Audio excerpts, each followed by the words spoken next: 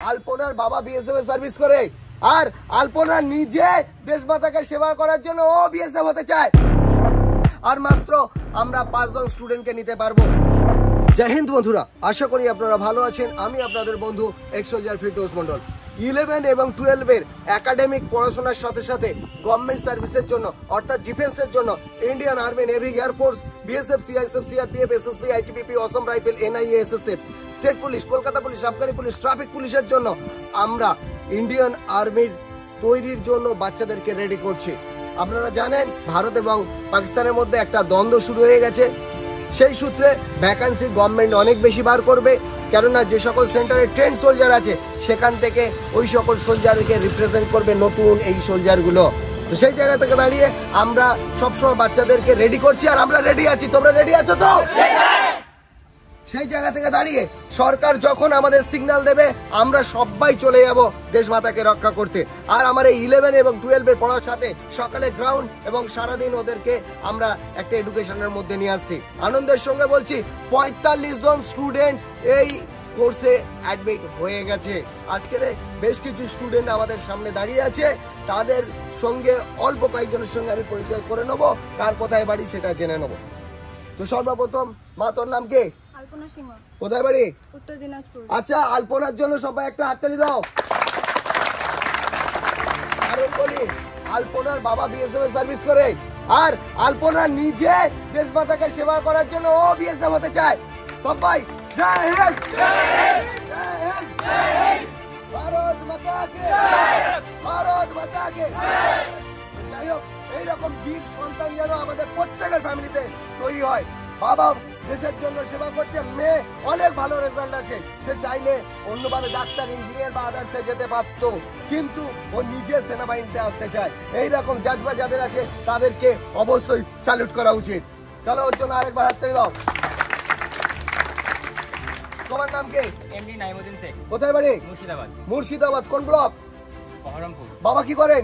চাষবাস করে। ভালো করে বোঝো, ফোর্সে সবচেয়ে বেশি যদি কোনো সম্প্রদায়ের মানুষ গিয়ে থাকে সেটা হচ্ছে চাষি। অর্থাৎ আমাদের বাবা মা সবাই বেশিরভাগ ক্ষেত্রে কিন্তু চাষবাস করে, অর্থাৎ ফার্মিং ফ্যামিলি থেকে আমরা বিলং করি, তাই তো? তো আজ ফার্মারদের জন্য আমার প্রত্যেকটি যারা এই রৌদ্র ঝড় বৃষ্টিতে আমাদের অন্ন তুলে দিচ্ছে তাদের জন্য একটা করতালি হয়ে যাক। এসো বেটা, তোমার নাম কি? বিষ্ণু হেমব্রম। বিষ্ণু হেমব্রম। তোমার বাড়ি কোথায়? বর্ধমান। বর্ধমান। আবারও বলছি, তুমি এসটি সম্প্রদায় না? আমি আবারও বলছি, আমার এসটি ভাইরা দেশকে প্রথম থেকে সেবা করে আসছে।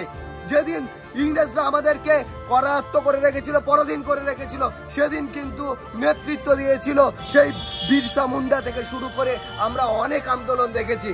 তো সেই জায়গায় দাঁড়িয়ে আমার প্রত্যেকটি এই ধরনের যারা মনোপ্রশ করে, যারা ফোর্সে যেতে চায়, দেশমাতাকে সেবা করতে চায়, তাদের জন্য আবারও একটা হাততালি। তোমার নাম কি? রাকেশ কারক। বাড়ি কোথায়? পশ্চিম মেদিনীপুর। পশ্চিম মেদিনীপুর। পশ্চিম মেদিনীপুর থেকে এবছর সবচেয়ে বেশি স্টুডেন্ট আমি পেয়েছি। আবারও বলছি, আপনাদের আশীর্বাদে আমার যে ভ্যাকান্সিটা ছিল পুরো কমপ্লিটের পথে। আর মাত্র আমরা 5 জন স্টুডেন্টকে নিতে পারবো। সেই সকল সৌভাগ্যবান মাত্রই 5 জন আছে যারা এখনো পর্যন্ত আমাদের একাডেমিতে আসবে এবং এসে নিজের লাইফ তৈরি করবে। এই সকল বাচ্চাদের 11, 12 এর পড়ার সাথে সাথে যেহেতু ডিফেন্সের জন্য তৈরি করব, অবশ্যই এরা সফল হবে। আবারও বলতে পারি, 5 থেকে 6 লাখ টাকা খরচা করে আমরা ইঞ্জিনিয়ার করে 13-14 হাজার টাকা স্যালারির থেকে আমার ডিফেন্স ইন্ডিয়ান আর্মি অনেক বেশি দেয়, অনেক বেশি সম্মান দেয়। অন্তত অগ্নিবীরের 26,000 টাকা পায়, আর এসএসসি জিডিতে তার থেকেও বেশি পাওয়া যায়। তো আবারও বলছি, ডিফেন্সের জন্য সবাই হাততালি দেবে। তোমার নাম কি? বাড়ি কোথায়? তো জলপাইগুড়ি থেকে আরেকটি ভাইকে পেয়েছি, দার্জিলিং থেকে অনেকগুলো ভাই পেয়েছি। নাইজবুল ইসলামের জন্য হাততালি। তোমার নাম কি? অঞ্জন। বাড়ি কোথায়? বনগা। বনগা মানে নর্থ 24 পরগনা, এটা বর্ডার ডিস্ট্রিক্ট আছে। অতএব বর্ডার ডিস্ট্রিক্টে কিন্তু এসএসসি জিডির বা আদার্স যেগুলো ফোর্স হয়ে থাকে সেখানে নাম্বার একটু কম থাকে। যদি একটু চেষ্টা করে অবশ্যই সফল হবে। আর অঞ্জন ওর বাবা মায়ের মুখ উজ্জ্বল করবে, সাথে সাথে একাডেমিরও মুখ উজ্জ্বল করবে। সবাই অঞ্জনের জন্য করতালি। এখানে আরো অনেক ভাইরা আছে, বন্ধুরা আছে, সবাইকে যদি আমি পরিচয় দিই অনেক অনেক টাইম লাগবে, সেই জন্য ভিডিওটা এখানে এন্ড করছি। আপনার সন্তানকে যদি আপনি দেশমাতার জন্য উৎসর্গ করতে চান, একজন সিপাহী হিসাবে দেশকে সেবা করার সুযোগ দিতে চান, বা আপনি যদি নিজে দেশকে সেবা করতে চান, যদি আপনার বয়স হয়ে থাকে অনলি 16+ আমরা একাডেমিতে ভর্তি নেব।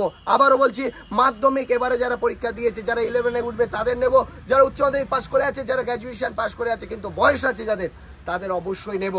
চাকরির চাবিকাঠি হচ্ছে বয়স, আর সেই বয়স চলে গেলে কেউ আর কথা বলবে না। আবারও বলছি, আমার দেশের সবচেয়ে যদি সেরা কোনো চাকরি থাকে সেটি হলো আবার ফোর্স, আর এরাই হচ্ছে ইন্ডিয়ার রিয়েল হিরো, তাই তো? ভারত মাতা কে, ভারত মাতা কে, ভারত মাতা কে। বন্ধুরা, ভিডিওটা এখানেই শেষ করছি। তোমরা কমেন্ট করবে, আবারও বলছি তোমরাই আছো বলে আমরাই আছি।